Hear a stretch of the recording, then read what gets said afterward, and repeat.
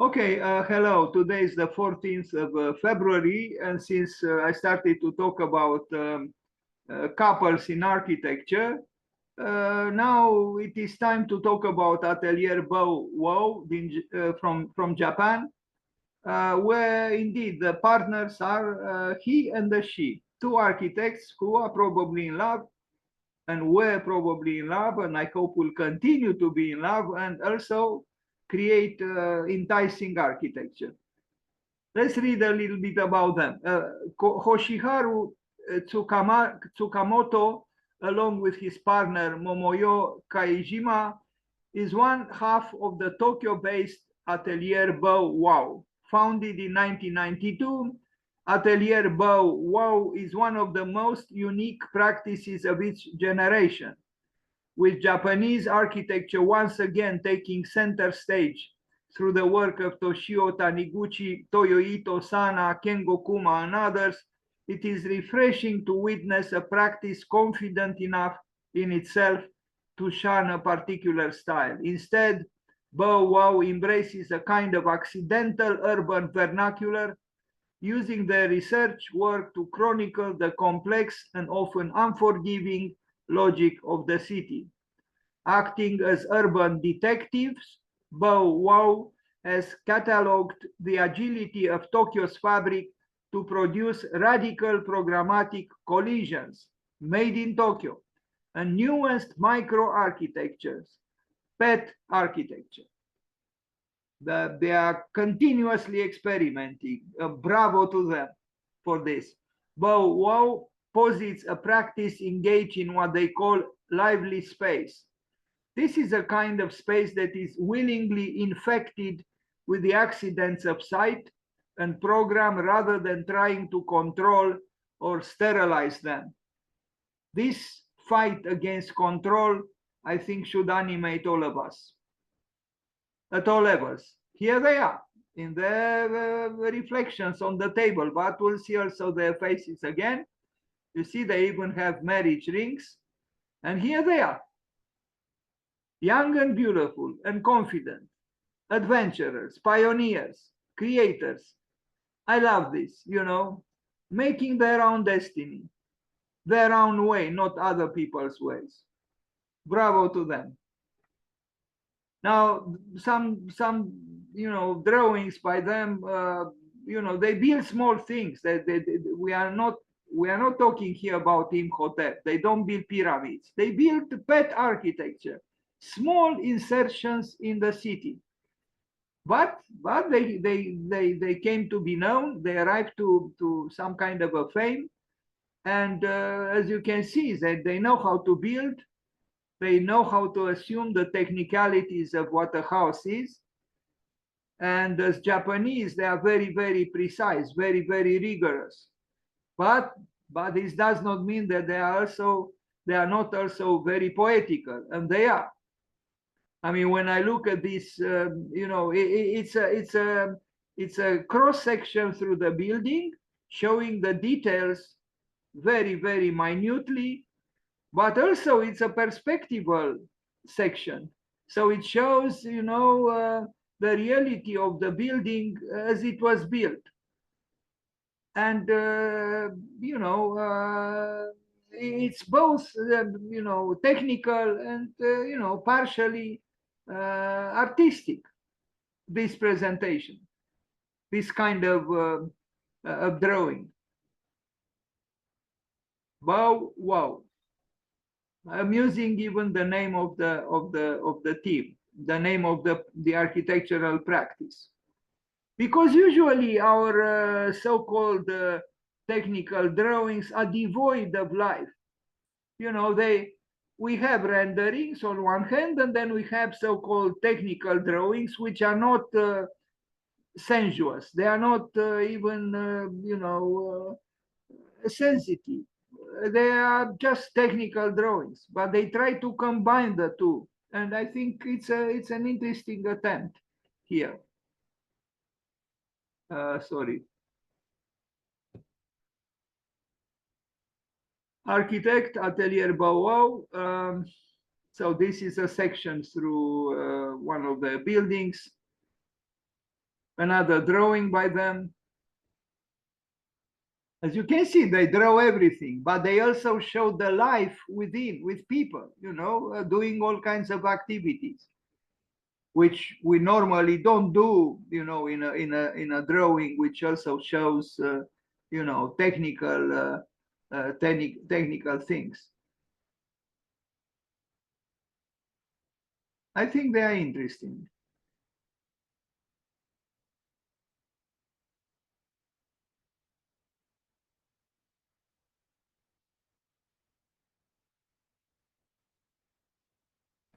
Here is the ant drawing by Arne Jacobsen. We paid homage to him a few days ago. This is why it's good to know many things, because you can create connections, establish relationships, you discover things that in the absence of large knowledge you'd never do. And I really like this fact that the drawings are technical, but they are also representational and animated with life. I mean, nobody forced them to place a human being here in the watchtower, but they want to show that architecture is about, in general, human activity. You could design a great building, but if it's devoid of life, then what do you do with it? Made in Tokyo. Architectural ethnography, Atelier Bow Wow, an exhibition.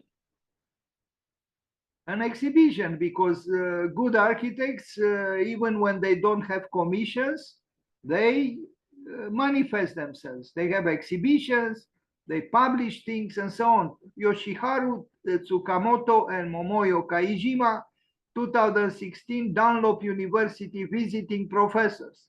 Of course, they are invited again. If you become known and you do original work, then all kinds of doors open. Clients come to you, universities call you for lectures, for conferences, for running ateliers, and so on, workshops. Atelier Bow Wow investigates the living condition of people through various fieldwork and design practices. They observe architecture and its environments from a behaviorological point of view and always invent unique visual representations specific to the subject and scope at hand, like the book Graphic Anatomy they published in 2007. The interests range broadly from the relationship between house typologies and urban fabric to the relationship between public space and unlocked common resources.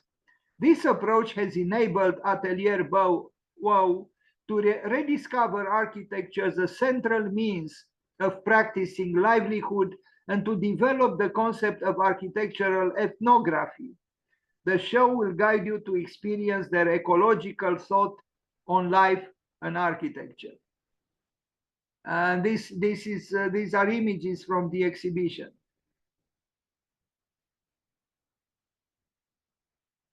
And their houses, models of the houses they designed.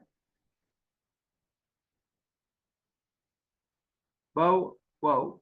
BMW Guggenheim Lab, New York. They created this structure, an insertion between two buildings.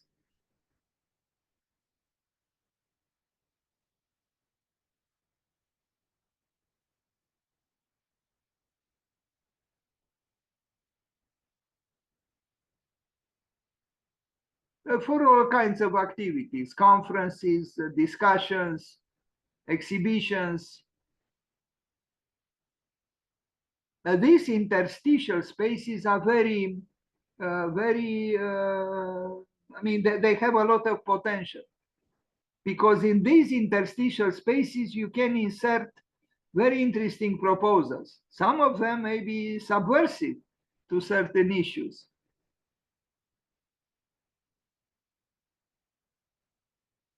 In a way, guerrilla interventions, if we are to call them so, an urban lab.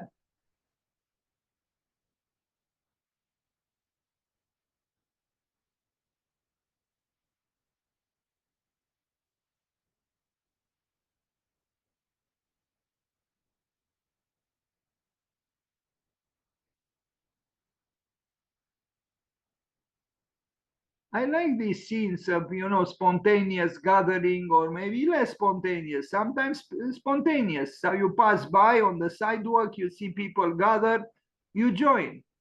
Well, the pandemic made this a little bit difficult, but maybe we'll return to some kind of so-called normality.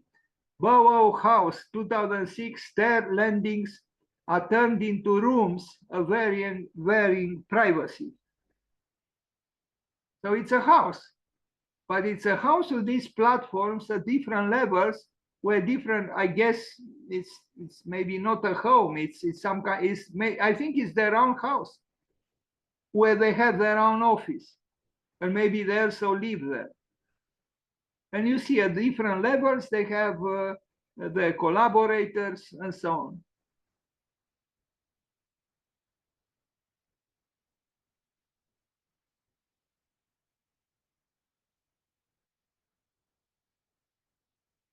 Split Machia. This house, I mean, this is by them. I don't know about the other one. Maybe the other one too, because it's split. So I guess they designed both houses. Bow Wow.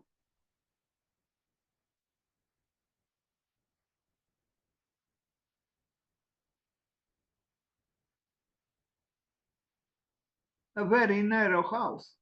But if it's narrow, it doesn't mean it's meaningless or not very livable. Quite the opposite. It could be very intimate and pleasant.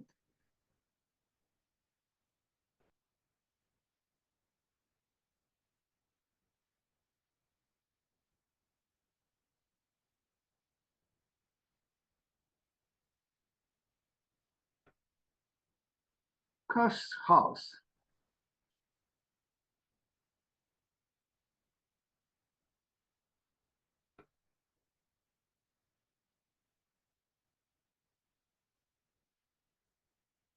I like the informality. You can tell this is a young architecture.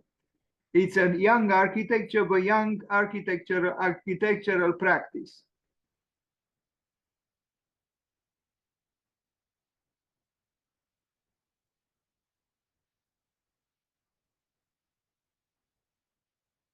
Well, maybe these are unusual Japanese people, because I read that actually the Japanese don't have too much time for Valentine's Day and for falling in love. I read that they are workaholics. They work day and night, and they are alarmingly uninterested in romances or in romance. Here they are, but wow, I'm sure they struggle too. Here they are in Venice, of course, probably because they were invited at the Venice Biennial. Why were they invited? Because they brought something to architecture. That's why. Another house by them, Whimsical, still small.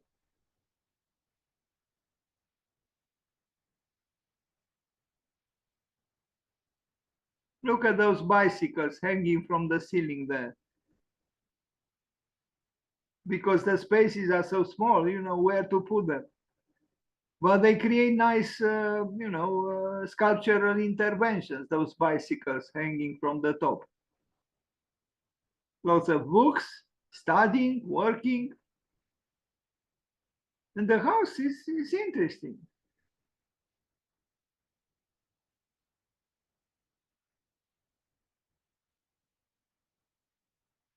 Yoshiharu Tsukamoto, Made in Tokyo came first. And then during the research for Made in Tokyo, we discovered, he said, the idea for pet architecture, or the idea of very small buildings in the city. In Made in Tokyo, there is one house called Pet Architecture 001. And by the way of this, Kenneth Frampton recommended me a book called Small is Beautiful. I didn't read it, I don't have it, but maybe if you are interested, you can search on the web. This is the title of the book, Small is Beautiful. Well, I guess this Bow Wow architecture firm also believe the same way, and that's why they invented this, naming pet architecture. You see, truly in very small, fragments of of course, the land in Tokyo is immensely expensive. So, a small piece of land could cost a fortune. What is this? A restaurant? Look, I don't know if they designed the whole house or just, it's unclear to me. Let's see. I don't know exactly what they did. Maybe they designed a restaurant at the top, or but I really think that there is opportunity in such small interventions, and they could be very rewarding. On one hand, you don't ravish, you know, land and the climate and so on. You have small interventions, but could be architecturally significant. Tower house. Now, this one is indeed more like a tower, but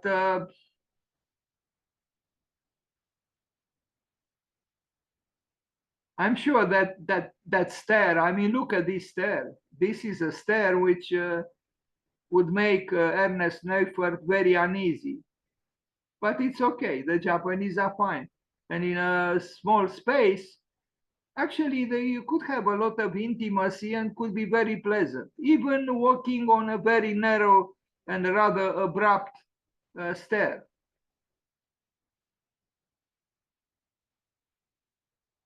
I love these streets in Tokyo. I never visited Japan, but these narrow streets where you are not in danger of being crushed by a car. They have a humane scale. It must be pleasant to work on them.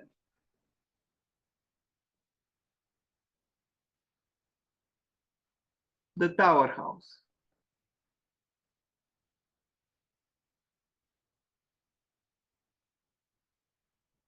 I've heard that in Japan, actually, the restrictions of the bureaucracy concerned with the construction are very, very low. That's why there is such a variety of architectural expressions, because they don't have a lot of restrictions, and I think this is beautiful. Practically, you can do a lot, almost anything.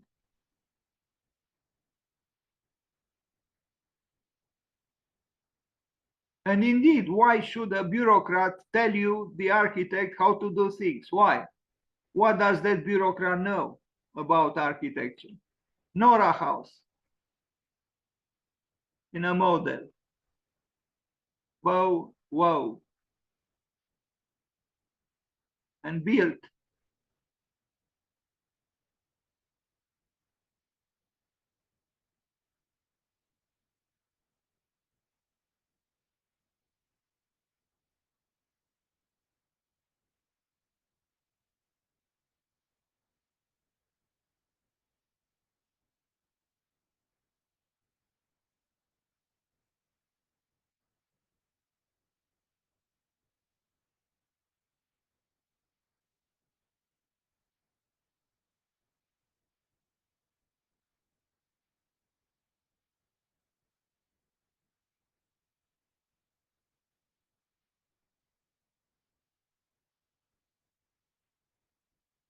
Atelier Bow Wow at the Venice Architecture Biennial 2010. These are the models of their houses.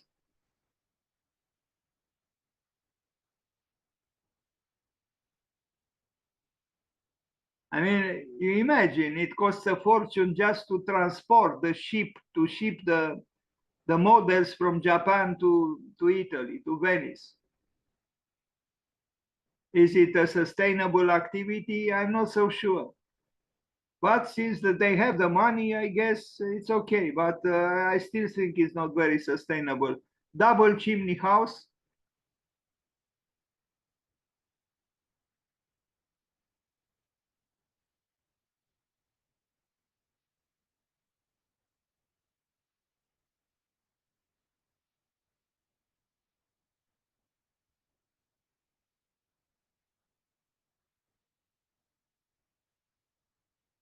and it was built. This one is interesting, you know, it's a split house. Stephen Hall also has a split house, the Y house, a different architecturally speaking from this one. But you have this house with a built-in duality. But in this case, it's very explicit.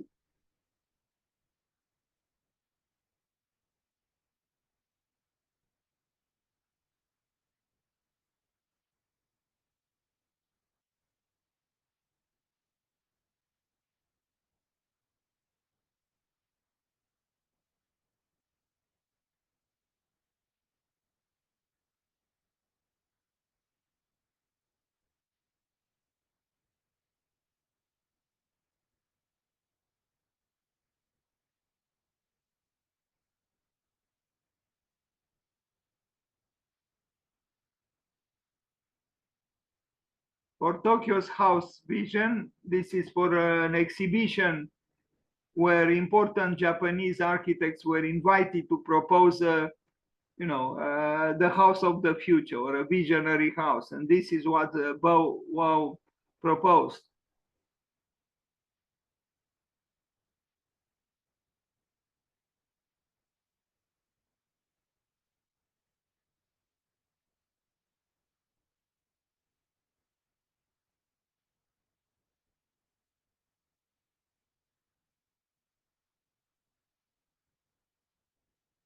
Interesting stair, you know, with the steps done in this way.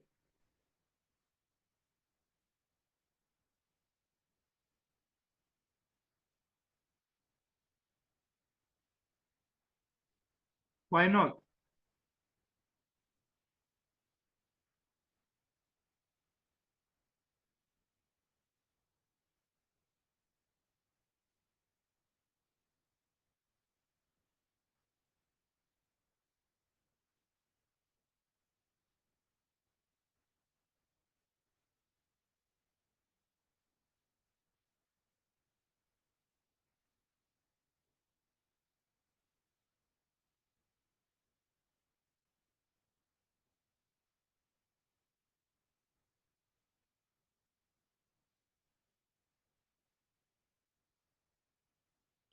Shallow house.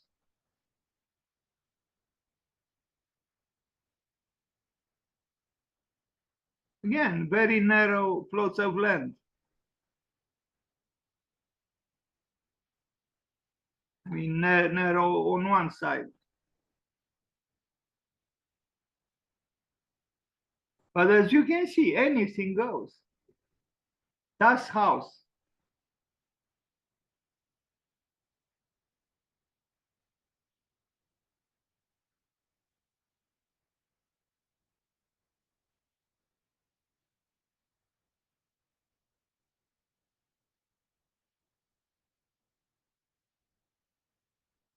Mini house. Not so mini, actually. I mean, I expected something smaller, but with a mini car, a nice car though, and not very inexpensive.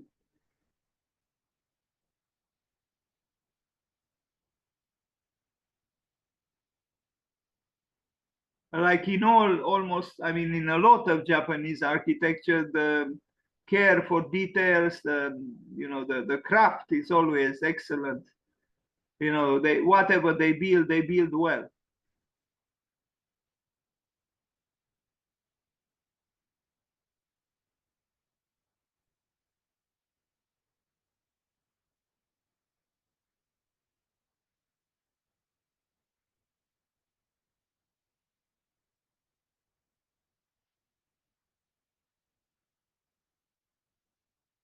Well, the team that created the building, the design is not made up of Japanese people, as you can see. Foreigners working for free because it's known if you work for a known or well-known firm as an intern, you don't expect to be paid. I don't know how to read this book. Anyway, another house, very narrow everything, narrow sidewalks, narrow everything, but the quality is high.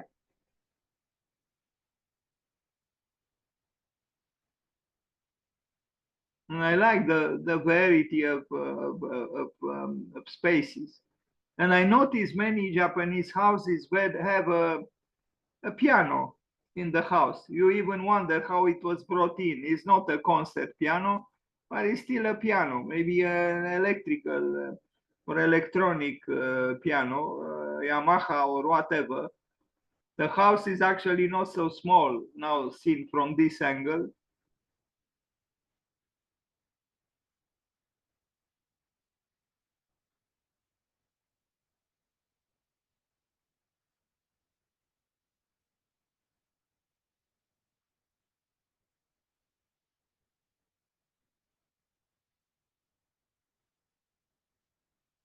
Actually, I don't understand. This is a different house.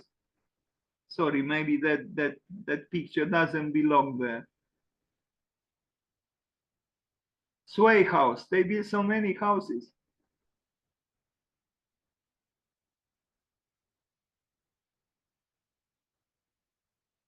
And they do walk in the middle of the street because the sidewalk is so narrow. I have seen movies, Japanese movies. They walk in the middle of the street, and there is no traffic, vehicular traffic.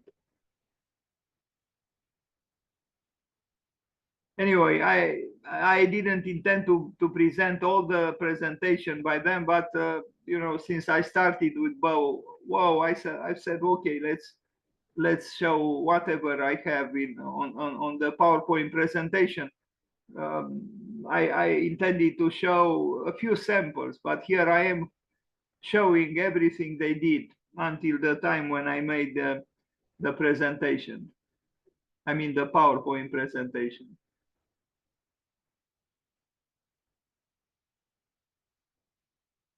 But I like this interlocking of spaces. There is also always some kind of a visual fluidity.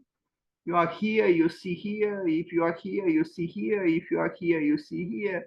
So there is some kind of continuity of space besides the separations.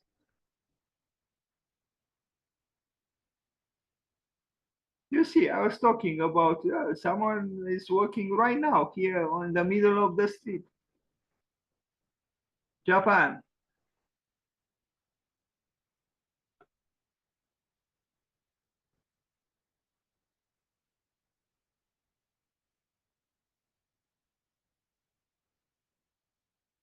Joie de vivre à Tokyo. Indeed. I mean, you know, why suffer when you have the chance to take a bath on the roof or on the terrace of the building?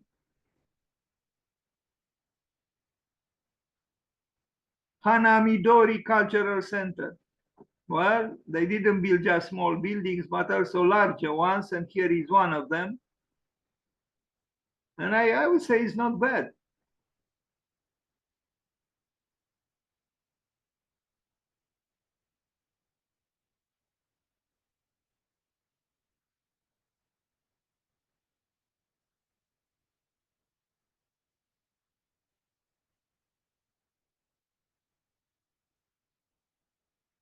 I don't think these Japanese people watch too many HBO or Netflix movies on TV. No, they work hard. They probably work 15 hours a day, if not more. But they do something with their lives, as you can see.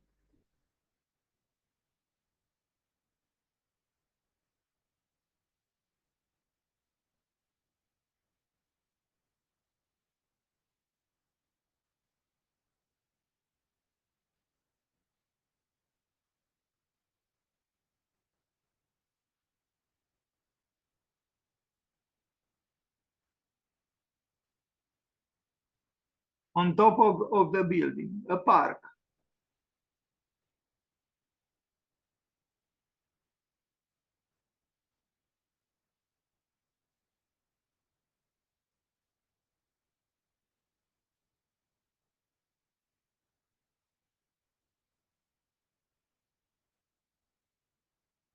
Okay, that was it with the bow wow. Now let's see if we can